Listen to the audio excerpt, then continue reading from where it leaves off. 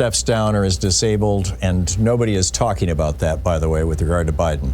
But there was we had a conversation about it at the tail end of the last hour, and I said I didn't think that Hubert Humphrey had to be confirmed by the House and Senate. Actually, the 25th Amendment does require that. It's in Section 2. But again, nobody's talking about Biden stepping down from the presidency. There's only talk about his possibly leaving the candidacy. Meanwhile, on the line with us is our old buddy Dean Obeidallah. He's the host of the Dean Obeidallah Show, weekdays 6 to 9 p.m. right here on Sirius XM Progress Channel 127.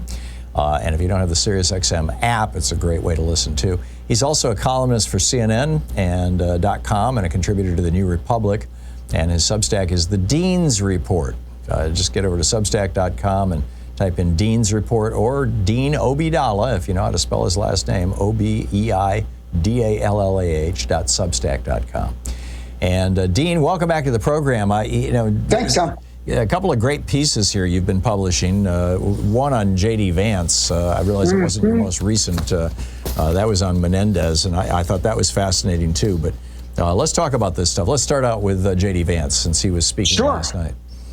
Sure, but by the way, one quick thing with the 25th Amendment, with Section 2, if there is a vacancy in the vice presidency, you need both the House and Senate independently to vote for the person, majority in each chamber. Correct. Meaning if something happened to President Biden, God forbid, and Vice President Harris became president, there's no way Republicans allow us to confirm a vice president. They're just not going to do that in the House.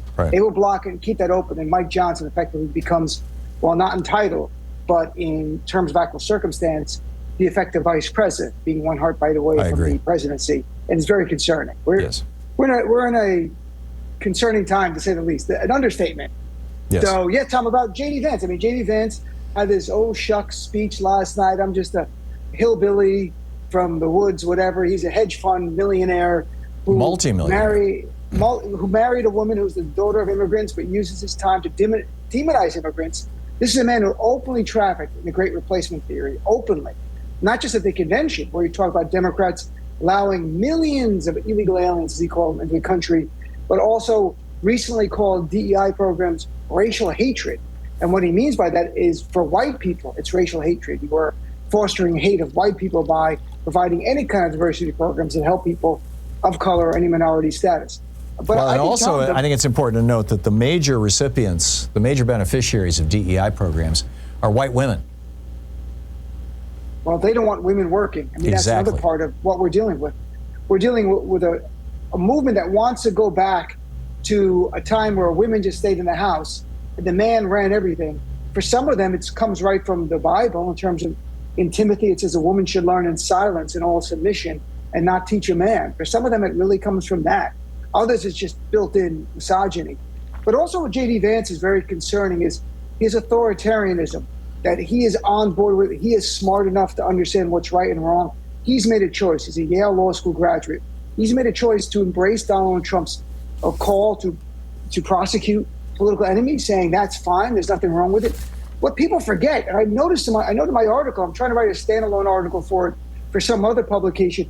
In December, J.D. Vance, in a letter to the Department of Justice on Senate letterhead, calling for Robert Kagan, a journalist and scholar who wrote a Washington Post op-ed at the time, saying that Donald Trump, he getting in, could usher in a dictatorship.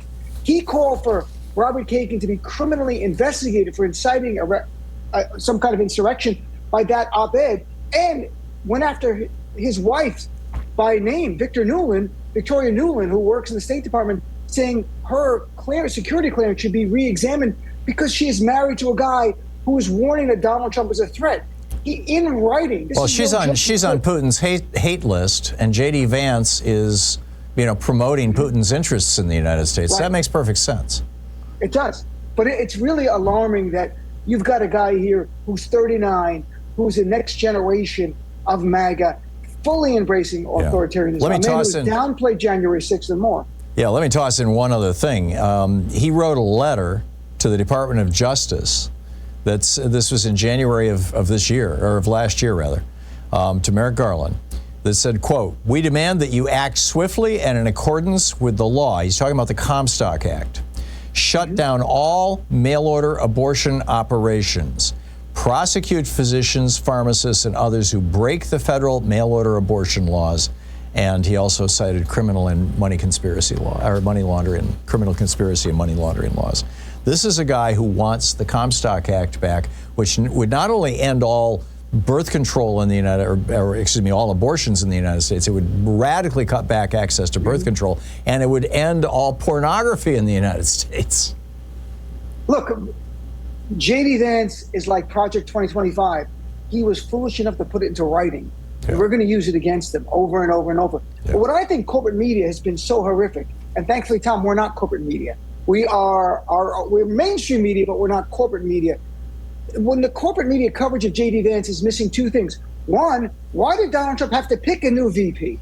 Why are they talking about the fact that Mike Pence is not here because he would not join in Trump's coup? He said he won't endorse him. He literally said that Trump wanted to have him overturn the election, and Donald Trump sicked his supporters to kill the man.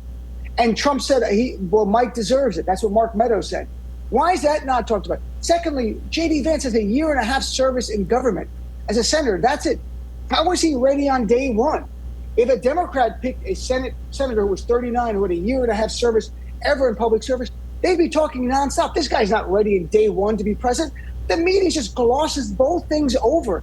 I find the corporate media, I think the executives are rooting for Donald Trump, and we're seeing it in the coverage very clearly, the same way Elon Musk and Bill Ackman and other wealthy people want to see it, because lower taxes, less regulations, allow mergers so they can make even more money.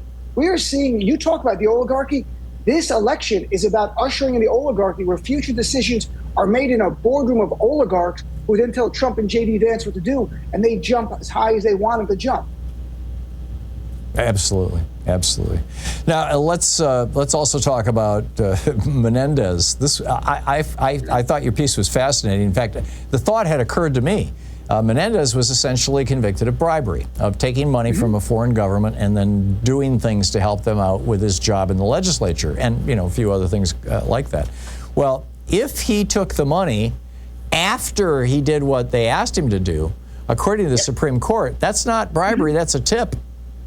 That's it. U.S. versus Snyder. What an this is part of legalizing corruption, because that is what authoritarian and also fascist movements want. I cite that in the article where, I quote Ruth Ben-Ghiat and Jason Stanley about the same idea that, so the Supreme Court says, you can't give the money before the official action, but afterwards it's not a bribe, it's a tip.